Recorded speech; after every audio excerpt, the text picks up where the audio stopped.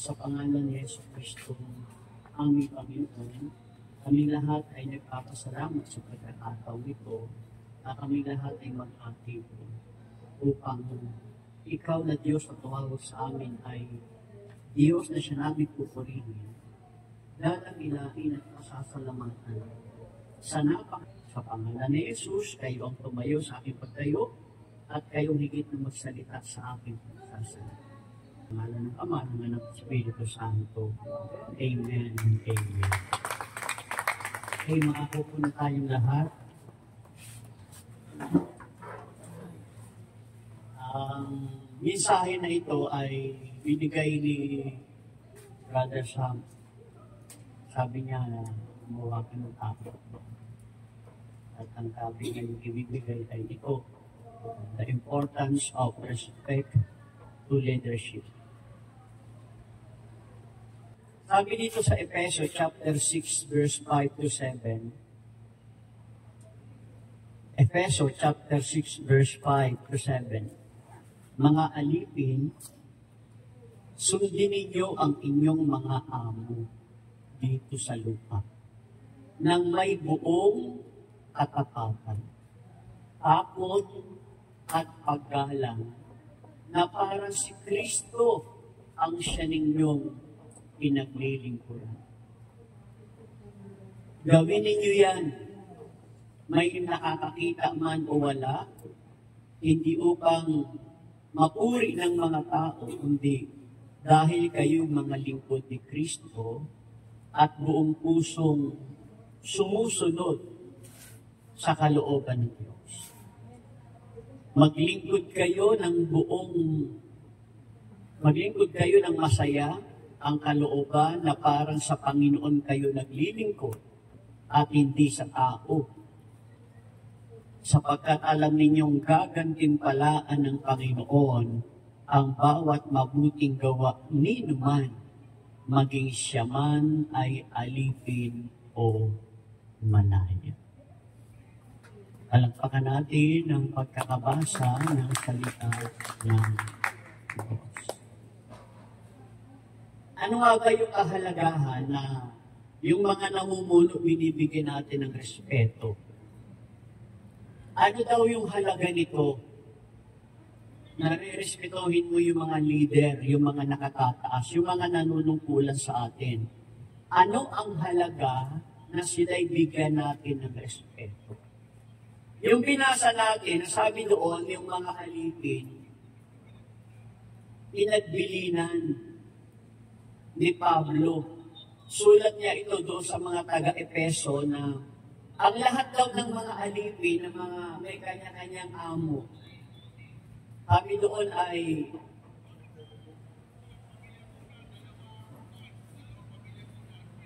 sundin sila ng buong katapatan. Sundin daw po ng buong katapatan. Mayroong takot, may paggalang, na parang si Kristo ang kanilang pinaglilingkuran. Nakikinig po bang lahat? Ang sabi doon, kung bakit kailangan bigyan ng halaga, dahil mahalaga talaga ang pagbibigay ng respeto sa mga namumuno. Ang sabi doon, yung mga alipin na may kanya-kanyang amo, sumunod kayo sa kanila, igalang ninyo sila, paglingkuran ninyo sila ng buong sikap o buong katapatan na parang sa Diyos nyo ito ginagawa. Yan ang ibig sabihin ng importance of respect to leadership. Ang ibig sabihin nito, ito ay tumutukoy sa kahalagahan ng paggalang. Sabihin niyo po, paggalang. Paggalang sa mga posisyon ng mga pamumuno, lalo na sa konteksto ng pananampalataya. Kung pag-uusapan natin ang pananampalataya, lahat ng nananampalataya, meron sa kanilang namumuno. Ang paggalang na ito ay hindi lamang isang panlipunang kaugalian, kundi isang prinsipyo na tinuturo ng Biblia. Ayun. Yung pagbibigay natin ng respeto sa mga namumuno ay mahalaga. Napakahalaga na kapag mayroong mga namumuno sa atin, iginagalang natin. Ang paggalang sa pamumuno ay nagpapakita ito ng una, pagkilala sa otoridad. Pakiulit nga. Recognition of authority. Ang ibig pala sabihin noon, pag nagbibigay tayo ng halaga sa mga namumuno bilang respeto, ito'y nagpapakita ng una, kilala natin ang kanilang otoridad. Sa paggalang sa mga leader ay nagpapakilala po ito ng otoridad na ibinibigay sa kanila ng Diyos. Ibig sabihin, yung mga namumuno sa atin, ang Diyos ang naglagay dyan. Ito'y hindi pagsunod sa tao lamang, kundi pagsunod sa Diyos sa pamamagitan ng respeto sa kanyang mga kinatawan. Mahalaga ang bigyan natin sila ng respeto. Bakit? Kasi sila yung kumakatawan sa Diyos. Amen? Dapat kilala natin ang kanilang mga katungkulan. Meron silang mga authority. Alam niyo, iba yung ibig sabihin ng authority, ha? Halimbawa, sabi nga ni Brother Mike, matagal niya nang sinampul ko kapag mayroong polis dyan sa daan na tumayo, nagka-traffic, polis yan, pero lasing siya. Lasing talaga siya. Pero tumayo. Kahit lasing yan, nasa kanya yung authority. Kaya kapag suminya siya ng tigil, bakit ka tumigil? Kasi kinikilala mo yung kanyang authority. Kaya kahit ano pang pwede natin ipintas sa mga taong pinagkatiwalaan na mamuno sa atin, tignan natin yung kanilang authority. Yung authority ba na yan ay sabi-sabi lang, naririnig lang natin, o talagang taglay niya ang authority? Yun. Yun ang kahalagahan ng pagbibigay ng respeto. Kilala natin ang kanilang authority. Manatili ng kaayusan. Maintaining order. Bakit mahalaga na i-respeto natin sila bilang mga namumuno? Kasi meron itong kakayahan na mapanatili ang kaayusan. Ang paggalang ay nagpapanatili ng kaayusan at kapayapaan sa loob ng isang komunidad o samahan. Napapanatili yung kaayusan at kapayapaan ng mga namumuno, kaya mahalagang respeto natin sila. Yun ang halaga noon, makapanatili pala dito yung kaayusan kapag yung namumuno nire-respeto natin. Amen? Kapag nagre-respeto tayo ng ating mga leader, mas madali tayong magtutulungan at magkakaisa. Madaling i-build yung unity kapag nire-respeto ang namumuno. Pag nirespeto ang namumuno, yung kaayusan napapanatili. Pangatlo, pagpapakumbaba. Pakiulit, humility. Ang paggalang ay isang tanda ng pagpapakumbaba. Sino yung gumagalang? Yung nagpapakumbaba. Yun. Ang gumagalang, taglay niyan ang pagpapakumbaba. Kinikilala natin na hindi tayo perfecto at hindi kailangan nating ang pamumuno at patnubay ng nilalagay ng Diyos para sa atin. Kasi sila yung mayroong kakayahan na umayos. Sila yung may kakayahan na magbigay ng utos at mga patakaran o sistema. Kaya kinakailangan ang ating respeto sa kanila mahalaga. At ano yung kahalagahan ng respeto sa kanila? Kababaan. Humility. Kababaan ng loob. Tandaan natin, ang respeto ay may kababaan ng loob. Pang-apat, suporta o pagsuporta. Pakiulit. Support. Ang paggalang ay nagpapakita ng suporta sa mga leader. Narinig niyo po? Ang respeto sa mga leader, nakikita sa kanila ang suporta.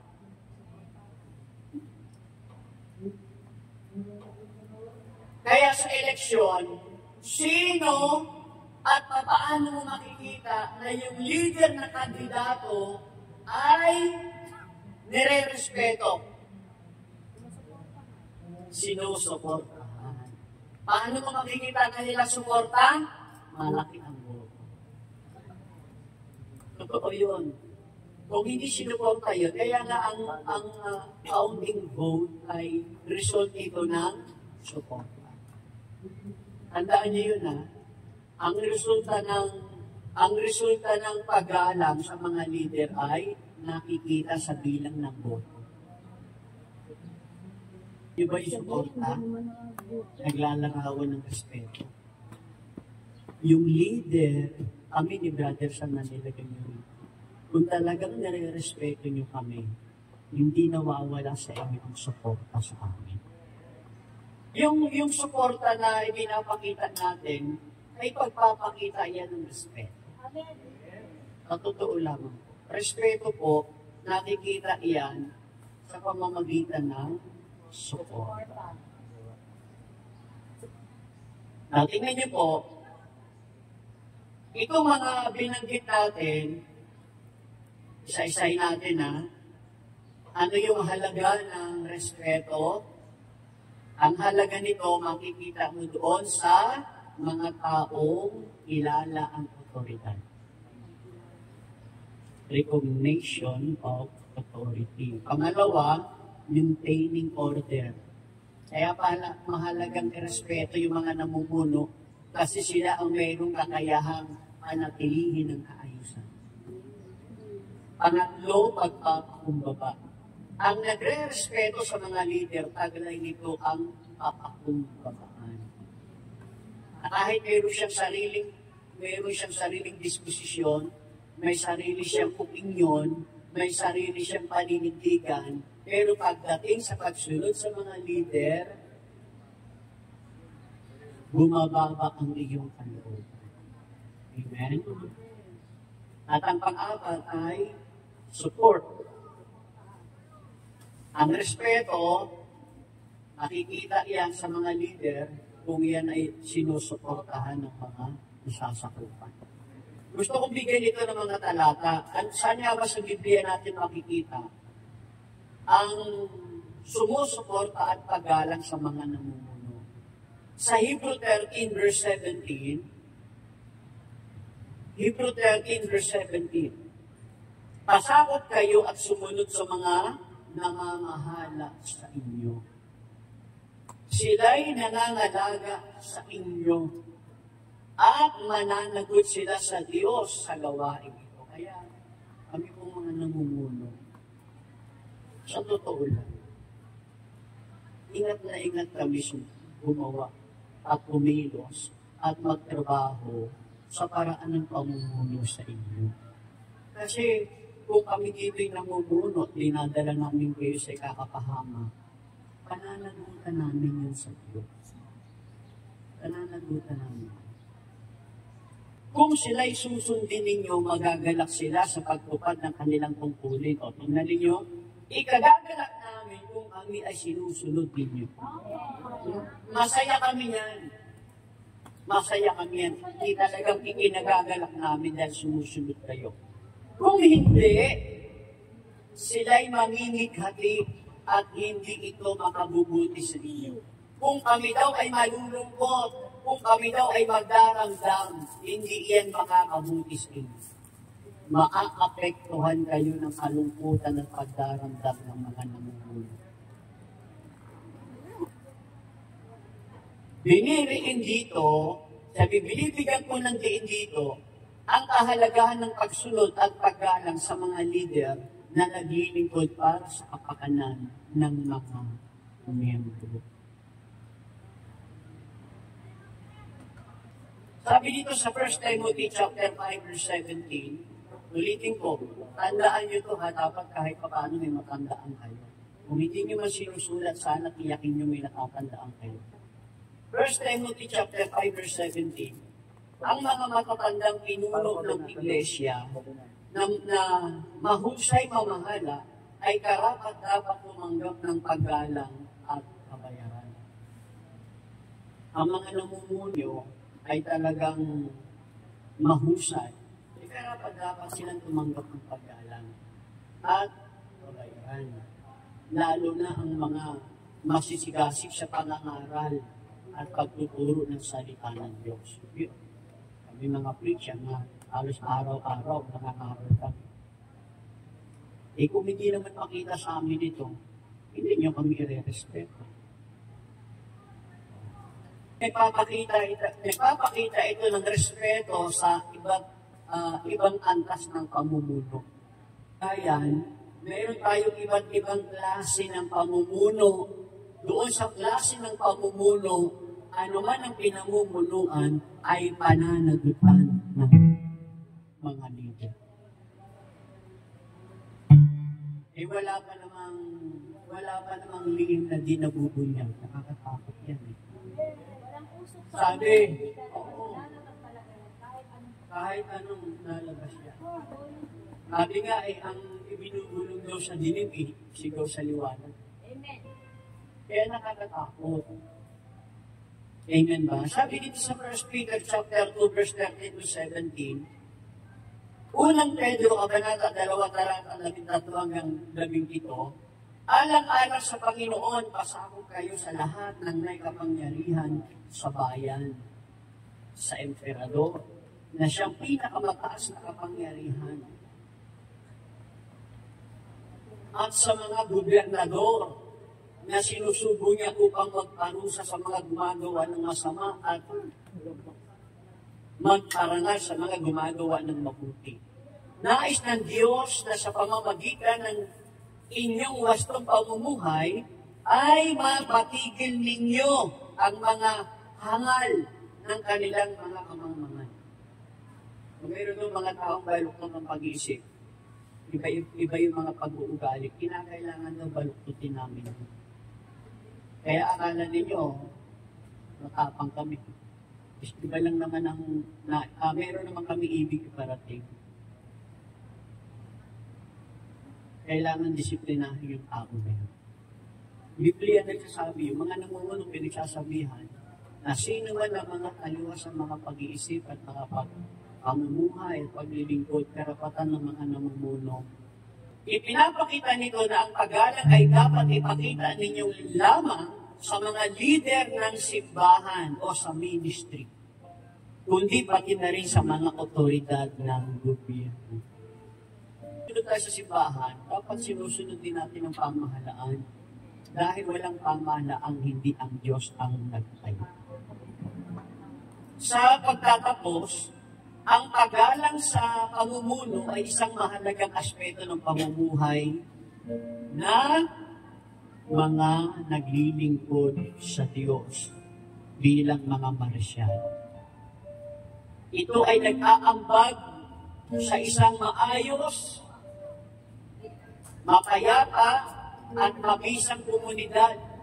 Gayunpaman, mahalaga rin tandaan na ang paggalang ay hindi nangangahulugang pagsunod sa anumang uri ng pamumuno na salungat sa kalooban ng Diyos. Hindi naman ibig sabihin, kung kami daw ay mga namumuno, ay susundin na ninyo kami habang panahon, kahit na alam ninyong labag na ito sa batas.